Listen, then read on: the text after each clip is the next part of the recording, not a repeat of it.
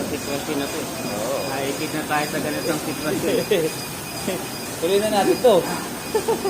Kailangan ba naman pigilan pa natin yan? O, video mo yan ha, parang yung Guys, oh. Ayan guys, ganyan guys ang gagawin ko ngayon guys. At sigurado yung mga hipo nito yung Para maglabasan yung mga pusit. pakishare na lang, subscribe. Ayan guys oh. Nga pala guys, natapos ko na yung DIY ko na ilaw gamit ang baterya. Yan ang unang-unang kong na-invento. Ito po ang switch niya guys, oh. Kauna-unahan. Papatayin ko siya dito, guys. Yan. Tsaka bubuksan. Bubuksan mo lang ulit guys. Wala. Yan na. Lubat na guys. Saka guys, pwede siyang taasan guys. Ayan guys oh. Meron siyang adjustments guys. Adjustable siya guys. Guys, yung susunod kong gagawin, lalagyan ko rito ng saksaan guys. Pang-charger guys. Pwede mag-charge ng cellphone guys. Trial pa lang naman yan guys eh.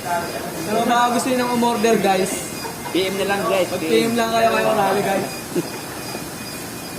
Okay guys, salamat. Hey guys, thank you! Thank you for watching. Sa muli! Don't forget to subscribe.